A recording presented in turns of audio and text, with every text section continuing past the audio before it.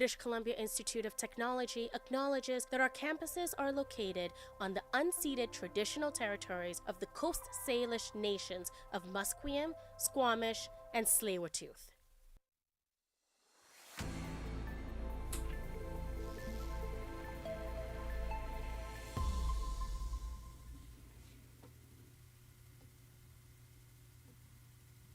Good afternoon, I'm Isabella Calisi, and welcome to your news update to 2 o'clock.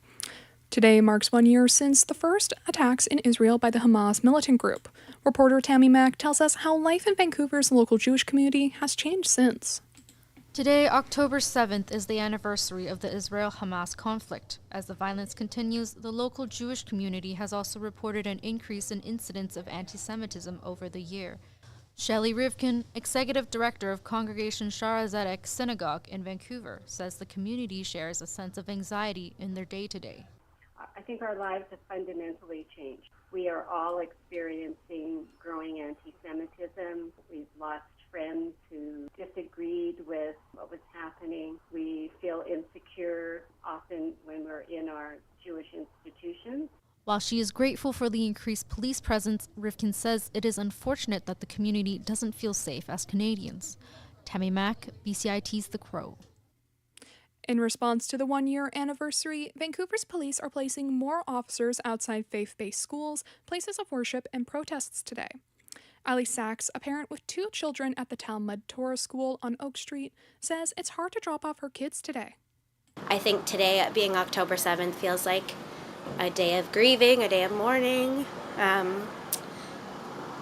It's hard to drop your kid off somewhere where you have to see police in front.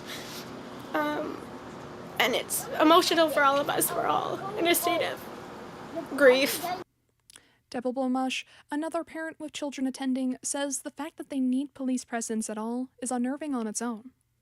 The reason behind needing the security is why we feel so nervous, and we just want to be able to protect ourselves, protect our kids, and to be able to send them to school without worrying. So we're just really grateful to all the security today. In politics, BC's Conservative leader John Rustad said he misunderstood a question with members of BC's Public Service Employees for Freedom group in a video meeting last July. Rustad thinks his earlier comments that seemingly supported the idea of Nuremberg-style trials for health officials that were in charge of COVID-19 health measures in BC were unacceptable and deeply disrespectful to the memory of those who suffered in the Holocaust. NDP leader David Eby says Rustad's comments were shameful and hurtful to health officials. To be entertaining suggestions that we would put public health officials, doctors and nurses who ran vaccine programs, who responded in the depths of the pandemic on trial similar to Nazi war criminals, is shameful, it's bizarre. And in Toronto, a new study was released linking high food costs to a case of scurvy that was discovered last year. Senior author and general internal medicine doctor Sally Engelhardt was one of the people involved in the diagnosis. The 65-year-old patient had a diet that mostly consisted of canned soup, tuna fish, white bread, and processed cheese. Engelhardt says fresh fruits and vegetables are the best source of vitamin C, but notes rising food prices make it difficult for some to afford.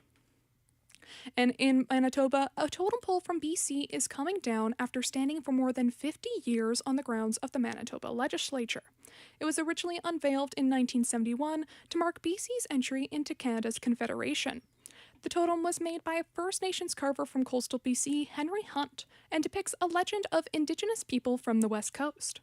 The Manitoba government says the pole has deteriorated over time and will be laid to rest in a raised planter bed where it will decay and return to the earth. And in the U.S., Florida's Hurricane Milton has now become a Category 5 storm, the strongest level a storm can be. With less than 2 weeks since the catastrophic Hurricane Helene, this may lead to more evacuations of the area. Tampa Bay Mayor Jane Castor says people need to evacuate if ordered to. You have that responsibility as well. This is the real deal here with Milton. So please heed those warnings. As I often say, if you want to take on Mother Nature, she wins 100% of the time. Today is a mix of sun and cloud with rain forecasted later this evening, a high of 19 and low of 12. This has been your news update to 2 o'clock. My name is Isabel Cleese. You're listening to BCIT's The Crow. Stay tuned for more on BCIT's 1680 The Crow.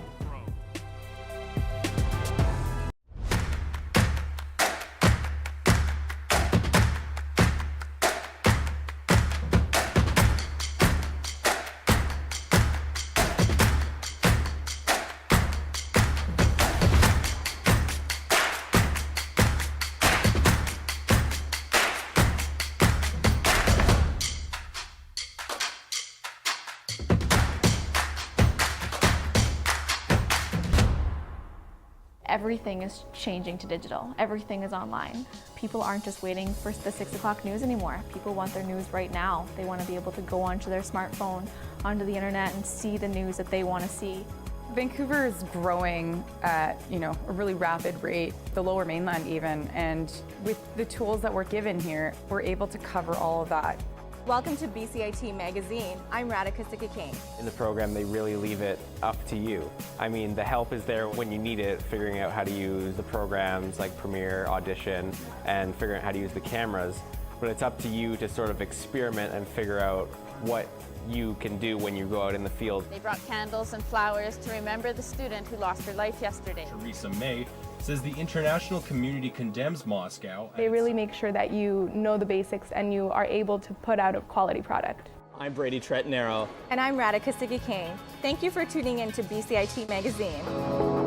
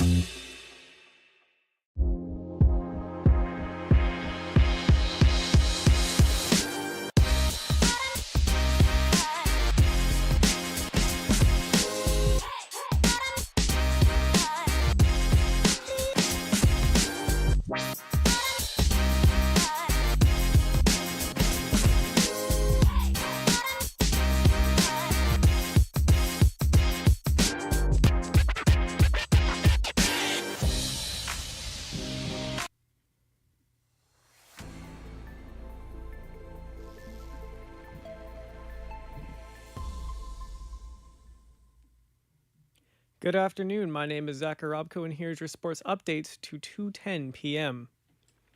Canadian soccer legend Christine Sinclair is joining the ownership group for Vancouver Rise FC, Vancouver's new women's professional soccer team. Sinclair joins the ownership group led by Vancouver Whitecaps majority owner Greg Kerfoot. Sinclair said it was a no-brainer to be a part of the ownership group for a women's soccer team in her hometown. In a press conference today, Sinclair reminisced about how the exposure of women's sports has only grown since she was a kid. I just think of myself as like a 10-year-old. If I had the opportunity to go watch professional women's soccer like every second weekend, how that would have impacted my life and changed my life. Because I was convinced I was going to be a Major League Baseball player because that's all I could see on TV. Vancouver is one of the 6 Canadian cities expected to have a team in the Northern Super League, along with Halifax, Toronto, Calgary, Ottawa, and Montreal. The Northern Super League's first season begins this April. Vancouver FC has not announced where the games will be played yet. However, it is expected Swangard Stadium in Burnaby is going to host most of the games. The Vancouver Canucks are preparing for the beginning of their regular season, announcing some roster moves. Goaltender Thatcher Demko and forward Dakota Joshua will open the season on a season-opening injured non-roster. Demko has been dealing with an injury to his popliteus muscle in his knee over the offseason. Joshua is recovering from testicular cancer. Both players are expected to be out for at least a month. 3 players have also been assigned to the Abbotsford Canucks today: Arshdeep Bains, Eric Brandstrom, and Jiri Patera. Brandstrom was acquired from the Colorado Avalanche yesterday for Tucker Pullman and a 4th-round pick. As well, goaltender Jiri Patera was claimed off waivers by the Canucks today. Patera originally signed with the Canucks in free agency and was claimed by the Boston Bruins off waivers during the preseason. The Bruins signed their RFA Jeremy Swayman yesterday, resulting in Patera being waived again. The Canucks begin their season against the Calgary Flames this Wednesday. 2 big games in the American League Divisional Series are happening tonight. The Cleveland Guardians and Detroit Tigers face off in their second game today. The Guardians are currently up 1-0 in their series and look to defeat the best pitcher the Tigers staff has to offer. AL Triple Crown winner and Cy Young candidate Tarek Skubal took the mound for the Tigers today against former teammate Matthew Boyd. Tigers manager AJ Hinch knows how valuable Skubal is to the Tigers. He's been everything to us. And so when you hand him the ball, whether it's in this series, last series, the end of the year, the middle of the season, I know I'm going to get a guy who's prepared. I know I'm going to get somebody's best effort. I know I'm going to get an outburst of emotion at some point, finish an inning with a big out. The score is currently 0-0 in the 5th inning with a pitching duel between Boyd and Skubal. After this game, the Kansas City Royals and New York Yankees will play the second game of that series after the Guardians and Tigers finish their game. The Yankees won Game 1 6-5 and look to take a 2-0 lead in the series. Cole Reagans takes the mound for the Royals against Carlos Rodon of the Yankees. In NFL news, the New Orleans Saints play the Kansas City Chiefs at Arrowhead Stadium tonight. Mahomes and the Chiefs look to carry on their quest for a three-peat with a 4-0 start coming to this game. On the other side, Derek Carr and the Saints look to disrupt the Chiefs' perfect season with what would be an upset victory. This will be the first game the Chiefs play without Rashid Rice, who injured his knee in last week's contest. Kickoff is at 5:15 tonight. Off the field, New England Patriots safety Jabril Peppers was arrested this past weekend. Peppers faces charges of assault and battery with a dangerous weapon and possession of a Class B substance, which police believe to be cocaine. The police were called following a domestic disturbance at Peppers' home. He pled not guilty to all charges in courts today. Patriots head coach Jared Mayo said the team is gathering more information. Peppers has not been barred from using the Patriots team facilities at this time. He was not active in yesterday's game against the Dolphins, and his status for the Patriots' next game is unknown. That concludes this afternoon's sports update. I'll be back with another sports update at 3:45 p.m. Till next time.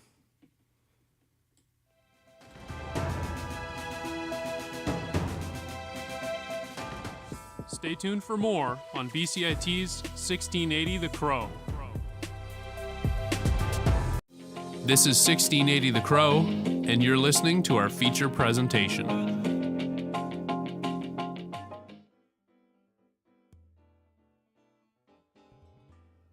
Welcome to For the Record. I'm your host, Grace Miller.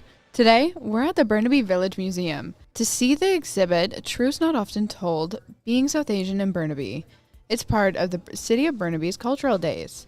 I'm speaking with James Lemke, the museum's curator, to learn more about what the exhibition hopes to share with the Burnaby community. Thank you so much for speaking with me today. I'm so excited to learn more about the exhibit. Can you tell me a bit about it?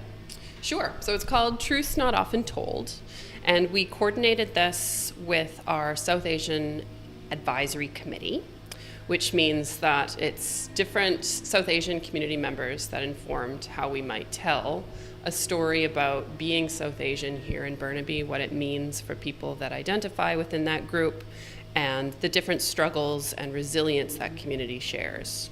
So we intentionally have focused the exhibit on how difficult it has been to find marginalized stories in historical records. So for example, newspapers didn't really report on South Asian community stories unless they were about murder, for example. So we don't get a sense of how that community lived, ate, went to school like we would for the white dominant culture. So the whole exhibit is meant to make visitors think critically about why they might not know more about South Asian history, and then to experience and learn a little bit about what that community has brought to Burnaby and the different stories along the way. Sharing that kind of information for over a year now that the exhibit has been opened, have you seen an impact on the community? We have definitely noticed a different visitor groups coming through the museum, so a lot more South Asian Canadians that are enjoying being able to see their stories told at a museum they have otherwise been a little bit more excluded from than they, I'm certain, would have liked to have been. So we've definitely seen a change in who comes to the museum, which is lovely. We are enjoying having more volunteers from the South Asian community, more programs South Asian focus. So we have some South Asian art programs, as well as lots of different performers from the South Asian community, poetry readings, those kinds of things. And we worked with some students at Burnaby School District, different schools around Burnaby, to try and make sure that the youth voice is also told of what it means to be from this community today for people growing up South Asian Canadian. So we're definitely seeing a difference, and I know that having visibility in a museum does have impact on a community because it makes them feel seen, makes them feel part of what makes a community a community.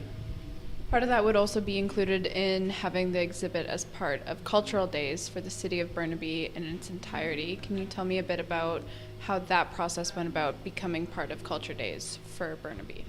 Sure. So Burnaby's Culture Days is often meant to be exploratory into what it means to be part of Burnaby's community. So different cultural traditions can often come into this event, which is a few weeks long.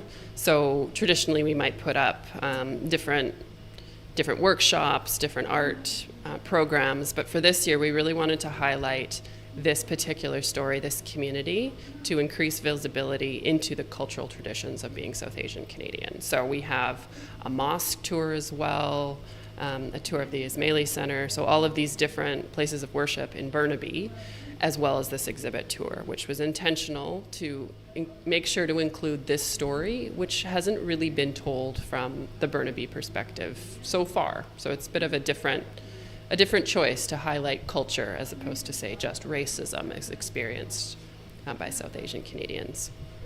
Speaking of that, in recent years since the pandemic, there's been a starking rise in hate crimes against the South Asian community. A recent report from the RCMP found that Southeast Asians face the second highest crime rates nationally, reaching over 300% rise in crime rates in the first year of the pandemic. How has hate crime played a role in the lives of people living in Burnaby? Have you heard any feedback from that? Well, it's interesting. We did a lot of work on this when we put the exhibit together, because one story we wanted to tell, and is evident in different areas of the exhibit, is that South Asian experience has been formed by the British Empire and colonization and the movement of people from India around the world, sometimes by choice, sometimes not by choice, and their eventual transition to Canada, and the legacy of anti-colonial activism that's a result of being oppressed. So that story is throughout the exhibit, and it's interesting to think of the fact that those oppressive structures don't end. They're still continuing today, so your statistics are accurate. And I think what we wanted to do was highlight the struggle that is behind these communities, as well as the resilience, the hope, and hopefully be able to teach people through empathy building. So we want to make sure that people understand, from any community, that people understand what it means to be South Asian Canadian, the food, the dress, the traditions, the language that you can hear, the languages that you can hear, which there's lots of them spoken across this community. So that the underpinning of why the community is resilient and activism throughout is there, but also the deep and powerful culture behind these people.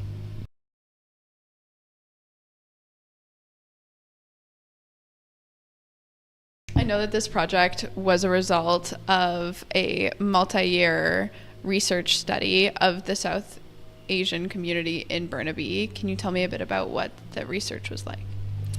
So we started with about 2 years worth of research in the libraries and archives in Burnaby, Vancouver, New Westminster, and the federal repositories. And what we found is that we couldn't find as much as we wanted. So when we looked at census records, city directories, which are kind of like the phone book before phones, there was not as many names or markings that made us feel these people were South Asian Canadian, but we knew they existed. So what we were intrigued by was why they weren't in the records and where they were. So we started to look deeper, which means you kind of go backwards through time. So instead of starting with historical records, you start with people that are living in these communities today and ask them the places of meaning they had, what their parents experienced when their parents came, where they worshipped, where they lived. And then we were able to get a better sense of what that community's experience was about 100 years ago. And that took about 2 years before we brought on a co-curator, Dr. Anushay Malik, who's an adjunct professor with SFU. So she came on board to assist, as well as we formed our South Asian Canadian Advisory. So we got the archival records up to a place, and then we got the community involved to try and get a sense of what colors to represent their communities, what stories were the most impactful, what did they really want the general public to understand about them. And it was interesting to do that process because there was a lot of give and take, right? Community has certain opinions, but I know that our visitors are very adventurous and like to beat up our exhibits. So it's a bit of push and pull to make sure that what we're communicating will be understood, digestible, impactful, and really authentic to the communities that are wanting to tell their stories. I see my job as just allowing communities to tell their stories, so I help them, but I'm certainly not telling those stories for them. What was it like coming to a group that you had put together, like the expert from SFU and the advisory committee here? What was it like coming to them with all this information that you had gathered that wasn't available? It was information that you had pieced together. I think it was interesting for them to learn and yet not surprising for them, which I thought was quite beautiful. So on the one hand, we thought we had uncovered all these interesting little tidbits, which were really we're able to prove them with historical research, right? Here's a name in a phone book, that person lived here. But the stories behind those people's names, they were not new to these community members. They were sitting there saying, of course, yep, they lived there. I remember that. I remember where we used to celebrate our weddings or where we would have to grocery shop because there were no grocery shops for this community until the 90s in Burnaby. So different stories made a lot of sense to them, but they didn't necessarily have the details and the proof which we came with. So it was a bit of a puzzle or Tetris putting it together. That was Jane Lemke, curator of the Burnaby Village Museum.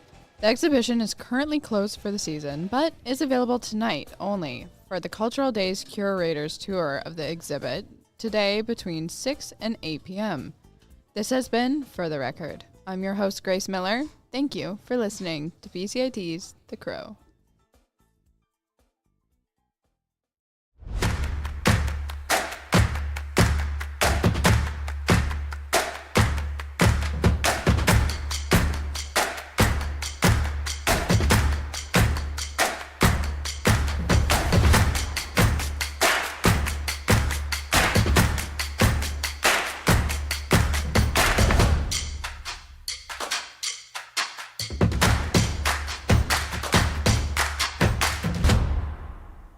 everything is changing to digital. Everything is online. People aren't just waiting for the 6 o'clock news anymore. People want their news right now. They want to be able to go onto their smartphone, onto the internet, and see the news that they want to see. Vancouver is growing at, a really rapid rate, the Lower Mainland even, and with the tools that we're given here, we're able to cover all of that. Welcome to BCIT Magazine. I'm Radhika Sikka-King. In the program, they really leave it up to you. I mean, the help is there when you need it, figuring out how to use the programs like Premiere, Audition, and figuring out how to use the cameras. But it's up to you to sort of experiment and figure out what you can do when you go out in the field. They brought candles and flowers to remember the student who lost her life yesterday. Theresa May says the international community condemns Moscow. They really make sure that you know the basics and you are able to put out a quality product. I'm Brady Tretanero. And I'm Radhika Sikka-King.